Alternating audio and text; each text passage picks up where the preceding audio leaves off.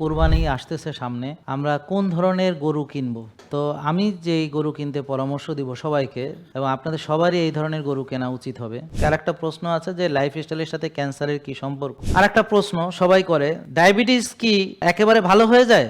আসসালামু আলাইকুম রহমতুল্লাহি ওয়া বারাকাতুহু। সবাই ভালো আছেন? আলহামদুলিল্লাহ। আলহামদুলিল্লাহ, আল্লাহর দরবারে আমরা লাখো কোটি শুকরিয়া আদায় করি। তিনি আমাদেরকে এই পৃথিবীতে পাঠিয়েছেন এবং তিনি হলেন রহমান রাহিম, পরম করুণাময়, এবং তিনি হচ্ছেন অনেক দয়ালু।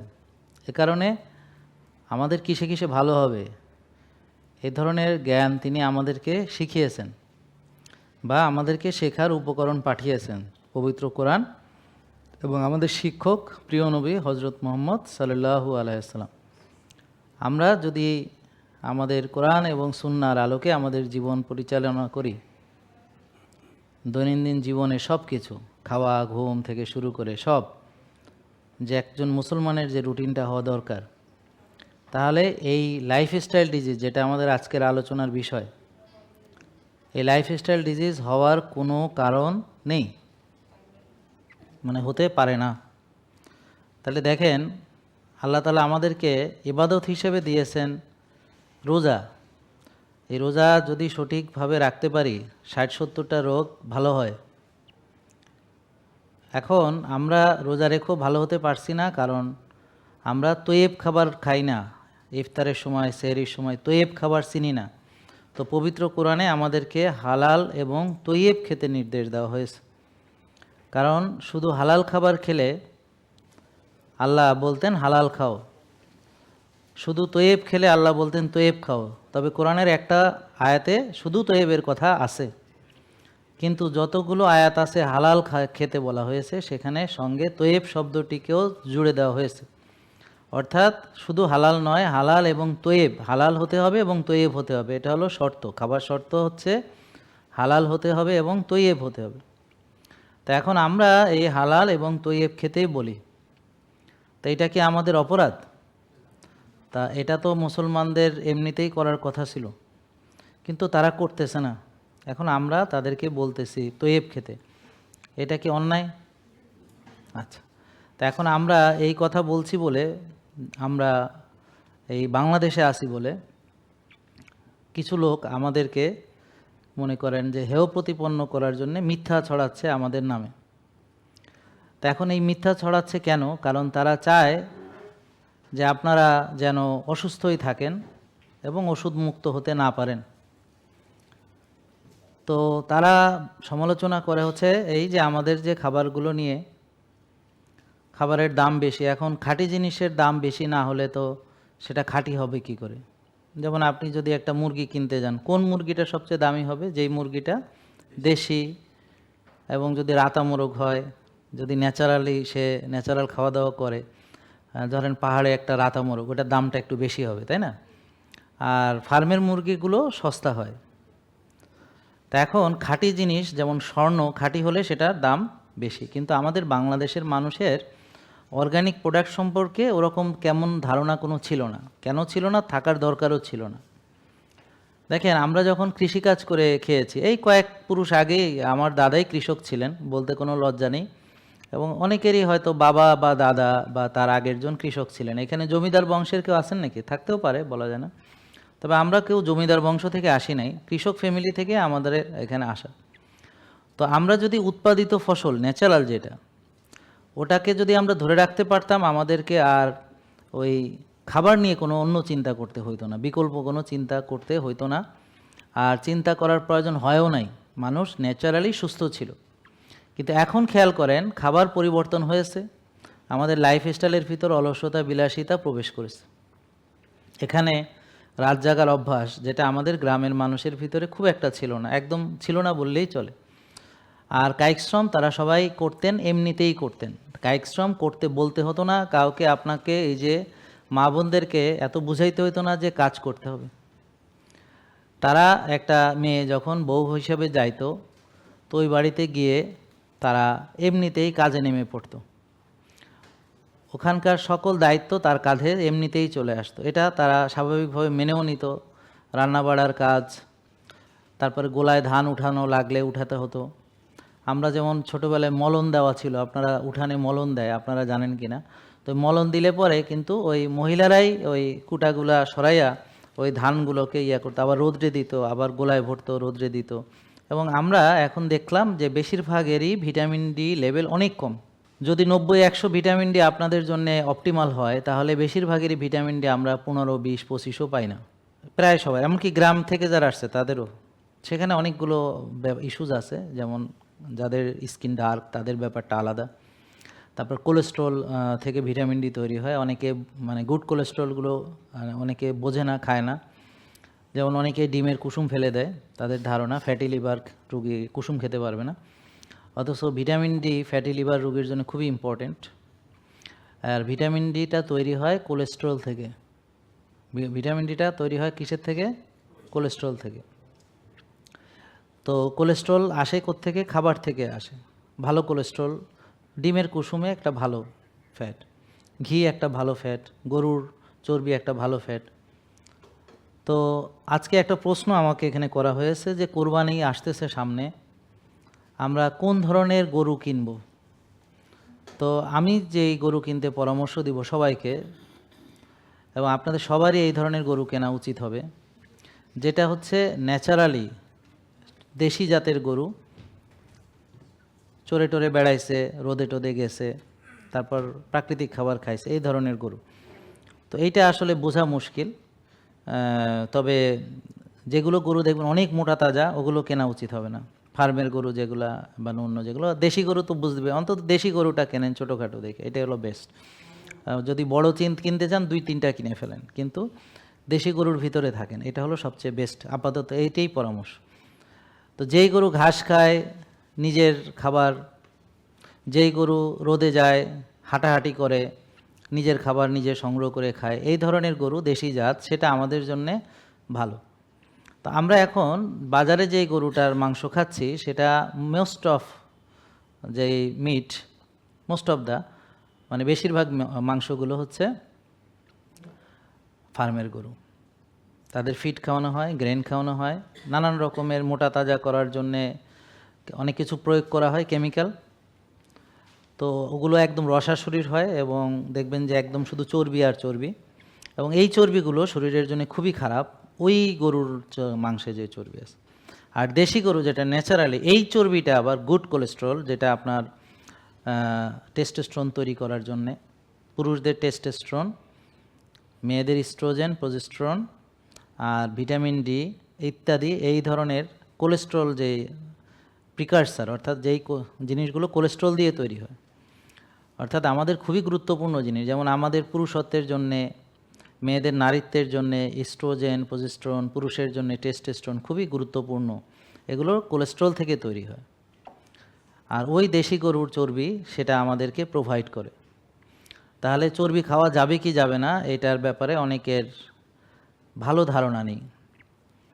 তো চর্বিকে কালপ্রিট বানানো হয়েছে, গরুর মাংসকে কালপ্রিট বানানো হয়েছে, এগুলোর অনেক রকম উদ্দেশ্য আছে। তো চর্বিকে কালপ্রিট বানালে পুরুষ থাকবে না, টেস্টোস্টেরন কমে যাবে, এবং আপনাদের ভিটামিন ডি লেভেল কমে যাবে। তো আপনারা সবাই রুগীও হবেন, দুর্বলও হবেন, পুরুষ হিসেবেও দুর্বল হবেন, শক্তিও থাকবে না এবং ইমিউনিটিও থাকবে না। এই কারণে কুসুমকে ভয় দেখানো হয়। তা আমরা কোরবানির সময় সবাই ছোটোখাটো গরু, দেশি জাত, এগুলোই কেনার চেষ্টা করব। আর যদি খোঁজ খবর নেওয়ার সুযোগ থাকে, যেমন গ্রাম থেকে সংগ্রহ করা যে গরুগুলো আপনার চোখের সামনে ছিল, তা আপনার চোখের সামনে না থাকলেও আরেকজনের চোখের সামনে ছিল, তো এইভাবে গ্রামে নেটওয়ার্ক তৈরি করা, এবং জেকে লাইফস্টাইল যারা ফলো করবে তারা এরকম একটা নেটওয়ার্কিং তৈরি করবেন। আপনারা পরস্পর কে কোথা থেকে দেখছেন কাইন্ডলি সবাই কমেন্ট করবেন। এই যে ধরেন আপনারা যারা এখন এই ফেসবুকে দেখছেন, প্রচুর লোক আপনারা কমেন্ট করেছেন, এবং যারা ইউটিউবে দেখছেন তারা অনেকে এখানে কমেন্ট করেছেন। তার নিজেদের ভিতরে একটা যোগাযোগ স্থাপন করেন যে আমরা এই এলাকায় আমরা আছি, আপনারা কে কোন এলাকা থেকে দেখছেন, কমেন্টে গেলে অনেকে আপনারা পেয়ে যাবেন। এবং সবসময় খেয়াল রাখবেন যে আমরা জেকে লাইফস্টাইলকে বাঁচিয়ে রাখতে হবে, এটা খুব ইম্পর্টেন্ট। কারণ কি, এই জেকে লাইফস্টাইলটা আমাদের জন্য একটা নিয়ামত, আল্লাহর দেওয়া নিয়ামত। কারণ যখন মানুষ রোগ মুক্তির কোনো উপায় খুঁজে পাচ্ছিল না, ওষুধ থেকে বাঁচতে চাইছে, ওষুধ থেকে বাঁচার উপায় খুঁজে পাচ্ছিল না, ওষুধ খেতে খেতে ডায়াবেটিস রোগী ইনসুলিন, তারপরে অনেক রকম কমপ্লিকেশনে চলে গেছে। কিন্তু ডাক্তাররা বুঝিয়েছে ডায়াবেটিস ভালো হয় না, সারা জীবন ওষুধ খেতে হবে এবং আস্তে আস্তে ইনসুলিনে চলে আসতে হবে। এবং আপনারা সেটা বিশ্বাস করে সারা জীবন ওষুধ খেয়ে নিজেকে পঙ্গুত্বে নিয়ে গেছেন, কিন্তু বাঁচার কোনো রাস্তা কেউ দেখায় নেই। তো আমি আলহামদুলিল্লাহ আপনাদেরকে বাঁচার রাস্তা দেখাইছি, শুধু তাই না, লক্ষ লক্ষ মানুষ ওষুধ মুক্ত হয়েছে, অলরেডি হয়ে গেছে, এবং সেটা শুধু বাংলাদেশে না, সারা পৃথিবীতে। অন্য কোনো দেশ হলে আমাকে মাথায় তুলে নাচত, কিন্তু বাঙালিরা তাদের ভালো বুঝতে পারে না, তারা আমার বিরুদ্ধে লাগছে। যেই খাবার খেয়ে মানুষ রোগমুক্ত অসুখ মুক্ত হলো, সেই খাবারের বিরুদ্ধে তারা লাগছে, আর যেই খাবার খেয়ে রুগী হয়েছে সেটাকে তারাই প্রমোট করে। তাহলে আমি বললাম যে ঠিক আছে, আমার খাবারটা সবচেয়ে খারাপ এবং নকল, সবচেয়ে নেস্টি খাবার, ঠিক আছে। তো এই খাবার খেয়ে মানুষ সুস্থ হয়ে যাচ্ছে, রোগমুক্ত হচ্ছে, ওষুধ মুক্ত হচ্ছে। এটার প্রমাণ এই আপনারাই 2-3 মাস পরে আপনারাই বলবেন, আর যারা 2-3 মাস আগে এসেছেন ওরা আজকে বলবে যে হ্যাঁ আমরা ওনার ফলো করেছি, ওনার দেওয়া প্রোডাক্ট খাইছি এবং আমার এখন ওষুধ লাগে না। এরকম সাক্ষী দেওয়ার লোকের কোনো অভাব নেই। এবং অবশ্যই যারা দেখতেছেন সবাই এখানে আজকে কমেন্ট করতে হবে। তা আজকে আরেকটা প্রশ্ন আছে যে লাইফস্টাইলের সাথে ক্যান্সারের কি সম্পর্ক? ক্যান্সার তৈরি হয় হচ্ছে মূলত processed food, ultra processed food, যেগুলো আমরা খাই, সয়াবিন তেল, ডুবো তেলে ভাজা, ক্রিস্পি, ক্রাঞ্চি, পোড়ানো, এইসব খাবারগুলা খেয়ে, আর হচ্ছে টেনশন করে, রাত জেগে ব্যায়াম না করে, এটা হলো মূল কারণ। এছাড়াও যদি কেউ স্মোকিং করে, বুঝতে পারছেন, বা যদি কারো অন্য কোনো খারাপ অভ্যাস থাকে, তাহলে এটা আরও একটু দ্রুততম সময় হয়। তো ক্যান্সার থেকে ভালো হওয়ার জন্য আমাদেরকে ভিটামিন ডি 100 রাখা দরকার, রোদে যাওয়া দরকার, রেগুলার এক্সারসাইজ করা দরকার, হালাল তৈব খাবার 1 ভাগ খাওয়া দরকার, রোজা রাখা দরকার, বারবার খাওয়াও ক্যান্সারের একটা মূল কারণ, বারবার খাওয়া, বেশি গরম জিনিস খাওয়া, বেশি গরম জিনিস খাওয়া। অনেকে আছে অনেক গরম খায়, এটা ঠিক না।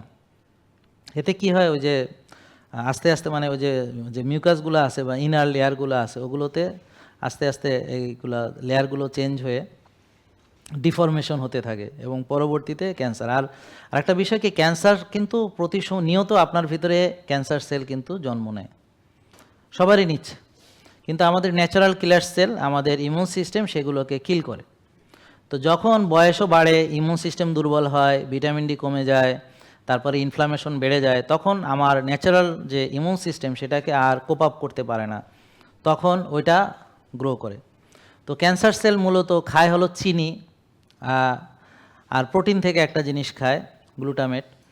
তো এই জন্যে ক্যান্সারের রুগীদের চিকিৎসা যেটাই নেন আপনি, অবশ্যই তাকে এই চিনি জাতীয় খাবার, processed food, ultra processed food, এগুলো বাদ দিয়ে তাকে অনেকটা ভেগান টাইপ, অর্থাৎ শাকসবজি খাবে, ভালো তেল ঘি খাবে, আর একটু ডিম, অল্প মাছ, মানে খুবই সামান্য প্রোটিন খাবে, আর রোজা রাখবে, আর হচ্ছে আপনার বেকিং সোডা খাবে, তারপর পেটের ব্যায়াম করবে, মানে ভিটামিন ডি 100 রাখবে, শ্বাসের ব্যায়াম করবে, বরফ থেরাপি করবে, কফি এনামা করবে, আরও অনেক কিছু যেগুলো আমাদের লাইফস্টাইলের সঙ্গে যায়। তার পাশাপাশি ক্যান্সারের জন্য সে দ্রুত রিকভার করবে, ক্যান্সার থেকে দ্রুত সারভাইভ করবে। আর যদি এগুলো আগে থেকেই করে তাহলে ক্যান্সার হওয়ার সম্ভাবনা একেবারে জিরোতে চলে আসবে। সব কিছু আল্লাহর ইচ্ছা, তবে ক্যান্সার হওয়ার সম্ভাবনা জিরোতে চলে আসবে। এবং আমি যে ধরেন এই সোশ্যাল মিডিয়াতে আমাকে আপনারা দেখছেন, এটা শুরুটা কিভাবে হয়েছিল আপনারা জানেন কিনা, এটা জানা দরকার। সেটা হলো আমি 19 সালে তখন আমি আইস্টাইল দিই, মানে তখন আমার নিজের প্রতি একটু অবহেলা হয়ে গেছিলো, যেটা ওই যে লাইফের বিভিন্ন সময় আসে, মানুষের ক্রাইসিস আসে। আমার ক্রাইসিসটা ছিল খুবই মজার।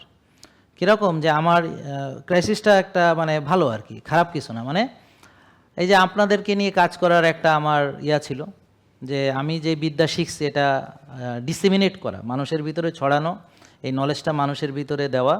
তো কিভাবে দেওয়া যায় এটা একটা, এখন আমি কি এটা করব? আর ওদিকে আমার ইউনিভার্সিটি অফ এডিনবারাতে স্কলারশিপ হয়েছে, আমি ইংল্যান্ড চলে যাব, ওটা ফুল ফান্ডেড স্কলারশিপ ছিল। ওদিন দেখেছেন ডক্টর নাজিম আসছিল, ও আমার সঙ্গে একই সঙ্গে, আমরা দুজন আইসিডি এডবিটি, ও আইসিডিতে ছিল। তো ও অলরেডি পিএইচডি কমপ্লিট করেছে, অলরেডি 4 বছর মানে পরে আবার দেশে এখন চলে ব্যাক করছে। তো আমার তখন স্কলারশিপ হয়ে গেল, আমি আইএলটিএস দিয়ে রেডি। তখন আমার একটা কনফ্লিক্ট কাজ করতেছে যে আমি এই যে এখন যে কাজটা করতেছি এটা করব নাকি আমার ক্যারিয়ারের জন্য আমি শিফট করব। সো এটা একটা আমাদের জন্য মানে ভালো একটা উভয় সংকট, অথবা কি বলে এটার বিপরীত কি, কারণ এটা তো ভালো একটা ইয়া যে আমি কোন দিকে যাব, দুটোই খারাপ না, দুটোই ভালো, দুটোই ভালো। এটাও যেটা করছে এটা ভালো, ওখানে আমার ক্যারিয়ার ডেভেলপ করতে এই কাজটা শুরু হইতে আরও 4-5 বছর লেট হইতো বা কিছু, বা ওখান থেকে আরও ভালো কথা বলা যাইতো অবশ্য ইংল্যান্ড থেকে, সেটা আর একটা ছিল আর কি। তারপরে সরাসরি হয়তো আমি আপনাদের হেল্প করতে পারতাম না, বা প্রতিষ্ঠান তৈরি করাটা হয়তো সম্ভব হইতো না, কারণ ইনস্টিটিউশন দাঁড়া করানো খুব ইম্পর্টেন্ট।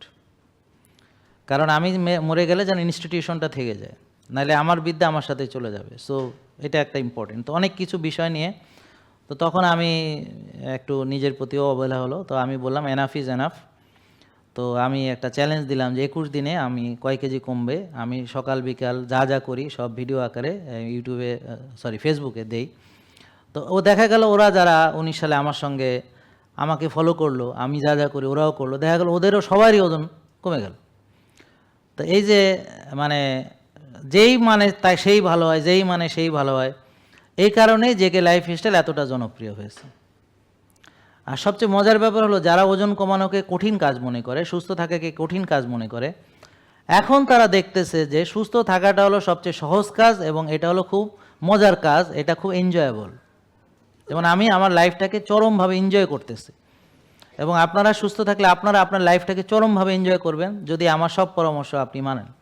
কারণ নামাজেও মনোযোগ পাই, নামাজ পড়তে কোনো কষ্ট হয় না, নামাজে যেতে কষ্ট হয় না, ঘুম থেকে উঠতে কষ্ট হয় না, মসজিদে যেতে কষ্ট হয় না। এটা এত সুন্দরভাবে লাইফস্টাইলের সঙ্গে এটা মানে মিলে গেছে যে আমাকে ভাবতেই হয় না, মানে আমি কখন মসজিদে যাবো এটা নিয়ে চিন্তাও করতে হয় না, আমি সময় মতো ওখানে উপস্থিত, লাভবাহিক। সো এটা রোজা রাখলে ভালো লাগে, আরাম লাগে। তো এই যে নিজের রুটিনের সঙ্গে ম্যাচ করে যাওয়া, তাহলে আখেরাতের চিন্তা তো সবার আগে। তো আপনি হয়তো সুস্থ, আপনি হয়তো সব দিকে ভালো, কিন্তু দেখা গেল আপনি নামাজ সঠিকভাবে পড়েন না, আপনার মনে সব সময়, যদি আপনি ইমানদার হন, মনের মধ্যে সব সময় খারাপ লাগা কাজ করবে, গিল্টি ফিলিংস কাজ করবে, এবং এই গিল্টি ফিলিংস থেকে আপনি কনফিউজড হয়ে আপনি অনেক বড় রুগী হতে পারেন, এবং হয়ও, আমরা অনেককে দেখেছি। তো সে হয়তো মসজিদে যে নামাজ পড়ে না, সে হয়তো দেরি করে ঘুম থেকে ওঠে, তো দিন ছোট হয়ে যায় তার জন্য। আর আমরা ঘুম থেকে 4টায় উঠি, তা অলরেডি আমার মানে ব্যাডমিন্টন খেলা শেষ, ছাদে যে রোদ পোহানো শেষ, ইয়োগা করা শেষ, তারপরে জ্যাকুজি করা শেষ, বরফ থেরাপি করা শেষ, আমার সব কাজ, নামাজও হলো, সব কাজ শেষ হয়ে গেছে। এখন আমার নিজের জন্য আর কোনো কাজ নেই, এখন হলো মানুষের সেবা। আপনারা যত ডাক্তার দেখাইছেন জীবনে, টাকা তো দিছেন, টাকা দেওয়া ছাড়া ডাক্তার তো কেউ দেখান নাই। তো আমাদের বিরুদ্ধে মানুষ লাগে, অথচ আমরা বিনামূল্যে মানুষকে সেবা দিতেছি। তাহলে মানুষটা কত বড় অকৃতজ্ঞ হইতে পারে, মানে বাঙালি জাতি কি পরিমাণ অকৃতজ্ঞ হইতে পারে যে তাদের জন্য যারা কাজ করে তাদের সাথে তাদের এই আচরণ। কতটা অকৃতজ্ঞ মানুষ হইতে পারে যে তাদের ভালোর জন্য যে লোক কাজ করে তার প্রতি তাদের এই হলো প্রতিদান। এবং তা আমাকে দেশ থেকে হয়তো বেরো করে দিবে তারা, এবং যারাই দেশের জন্য কাজ করতে চেষ্টা করে দেশের মানুষের জন্য, তাদেরকে দেশ থেকে বের করে দেওয়াটা তাদের একটা নতুন মানে নতুন নীতিতে পরিণত হয়েছে। তো এখন মানে ভালো কাজ আমার বাংলাদেশে কি করাই যাবে না, নাকি আপনারা কি বলেন? মানে ভালো কাজ কি কেউ করতে পারবে না? না, তাহলে কিভাবে ভালো কাজ করবে? মানে ধরেন যারা ভালো কাজ করবে তাদের বিরুদ্ধে যদি এভাবে তারা প্রোপাগান্ডা ছড়াইতে থাকে, তাহলে ভালো কাজ কি করে করবে? মানে আপনারা সাধারণ মানুষ, আপনাদের তো এখন ধরেন সোশ্যাল মিডিয়া আছে, আপনাদের তো একটা বলার জায়গা আছে, তা আপনারা তো কই ব্যাপকভাবে তো এইটা আপনারা কাজ করতেছেন না। আপনাদের কি আরও সরব হওয়া উচিত না? যে এই যে যারা এসেছে, বিশ্বাস করেন প্রতিটা লোক যদি তারা যারা এখানে সেবা নিয়ে এসে সুস্থ হয়েছে ফেসবুকে যদি পোস্ট করে, তাহলে তো ফেসবুক ভরে যাওয়ার কথা, ভরে যাওয়ার কথা না? তো তাই কি করে মানুষ? করে না। কৃতজ্ঞ মানুষ প্রকাশ করে না, বেশিরভাগ লোক অকৃতজ্ঞ। কৃতজ্ঞতা প্রকাশ না করাটাও অকৃতজ্ঞতা, আর কৃতজ্ঞতা প্রকাশ করা উচিত। কারণ হলো আল্লাহ যদি কোনো নিয়ামত দেন, সেটার যদি কেউ শুকরিয়া আদায় না করে, সেই নিয়ামত আল্লাহ তুলে নেবেন। তো জেকে লাইফস্টাইলটা বাংলাদেশের জন্য একটা নিয়ামত। তো এখন বাংলাদেশ থেকে তুলে নিলে, শোনেন, আলহামদুলিল্লাহ, ডক্টর জাহাঙ্গীর কবির পৃথিবীর যেখানেই যাক কোনো সমস্যা নেই, আল্লাহ যেখানে রিজিক রাখছে আমি চলে যেতে পারবো।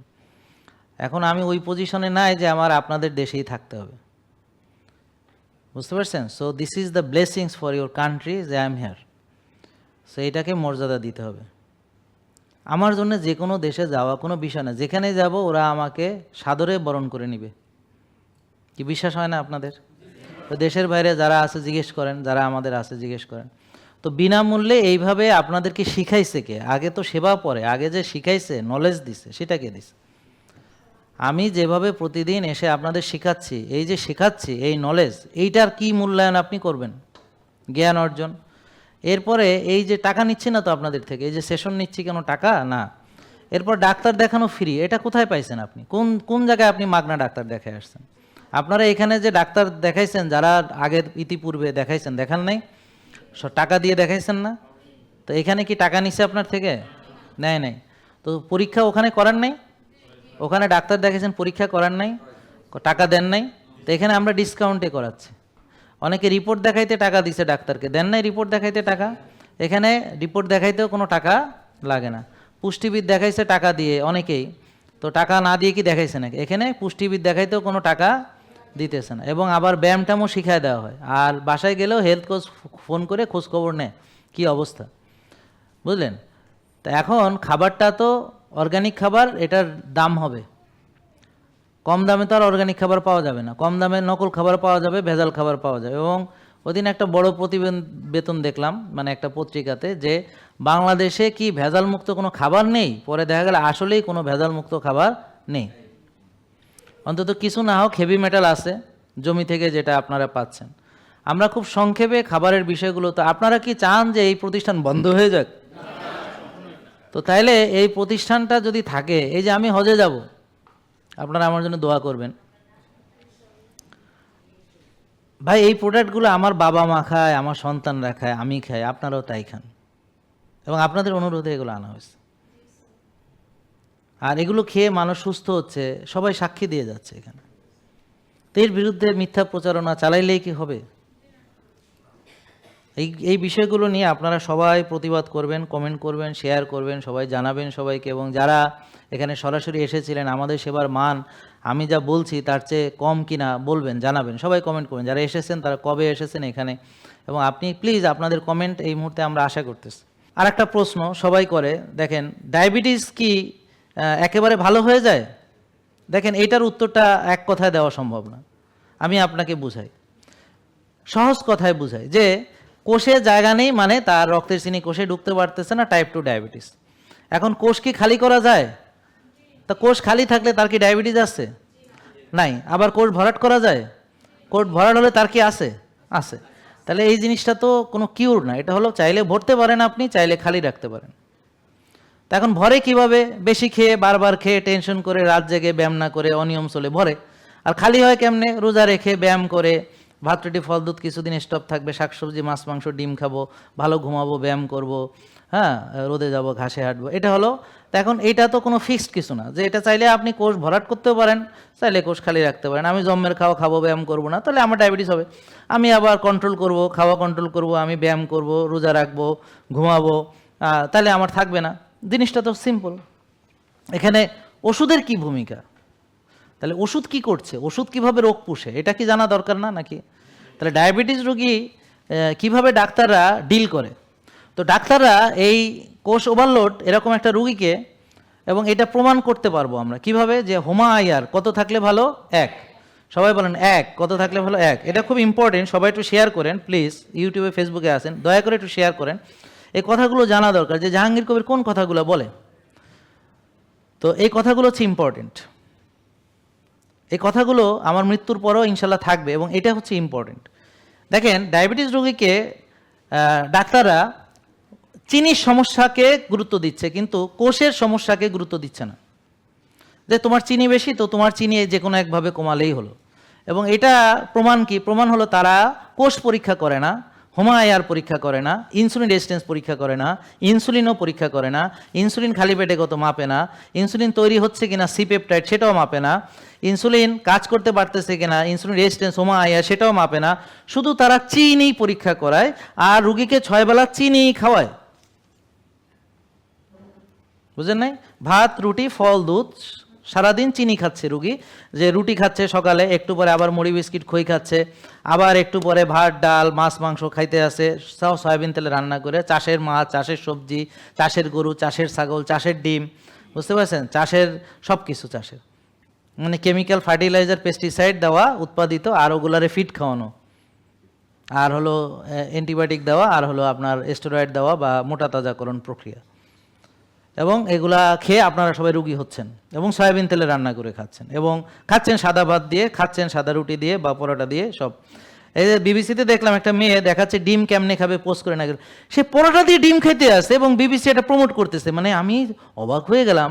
তো তাদের স্বাস্থ্য সচেতনতা দেখে পরোটা দিয়ে ডিম খেতে আসে, ডিম ভাজি দিয়ে, এটা নাকি স্বাস্থ্য।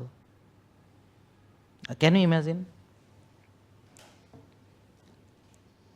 আপনি চিন্তা করেন, তাহলে আসেন পরোটা দিয়ে ডিম ভাজি খাইছে সে, ডিমটা ফার্মের কি দেশি এই ব্যাপারে কোনো আলোচনা নাই, ডিমটা নাকি সয়াবিন তেলে ভাজা খাবে, সয়াবিন তেলে বলে ডিম ভাজবে, ওখানে ঘি দিয়ে ভাজার কথা আসে নাই, নারকেলের তেলের ভাজার কথা আসে নাই, ঠিক আছে। তারপর আসছে সিদ্ধ, ওকে ভালো, সিদ্ধ নিরাপদ ভালো, কিন্তু ফার্মের মুরগি, তাহলে মুরগি কি খায়, ফিট খায় কিনা, মুরগি চলাফেরা করে কিনা, মুরগি রোদ্রে যায় কিনা, নো, তাহলে এই মুরগির ডিম ওকে। তারপরে হচ্ছে সে সয়াবিন তেলে ভাজলো মনে করেন, এরপর ধরেন পরোটা, সেই পরোটার হলো গ্লুটেন, আটা মানে কি গ্লুটেন, জেনেটিক্যালি মডিফাইড গম, জিএমও গম, হাইব্রিড গম, কেমিক্যাল ফার্টিলাইজার পেস্টিসাইড, এরপর আছে গ্লাইফোসেট, তারপর আছে হেভি মেটাল জমি থেকে, এরপর আছে কি গ্লুটেন। এই যে পরোটা আবার সয়াবিন তেলে বানাইয়া, সয়াবিন তেলে ভাজ্যা খাইতেছে, এইটা বলে স্বাস্থ্য। Can you imagine? এগুলো সোশ্যাল মিডিয়া প্রমোট করতেছে, এগুলো বিবিসি বাংলা থেকে প্রমোট করতেছে, can you imagine? Can you imagine? মানে এটা চিন্তা করা যায়? এবং মানুষ এগুলো ধোঁয়ায় দেখতেছে, শেয়ার করতেছে এবং এটারে সত্যি মনে করতেছে। তাহলে এখন এই মানুষগুলো রুগী হবে না তো কি হবে? জেকে লাইফস্টাইল, ওষুধ মুক্ত সুস্থ জীবন।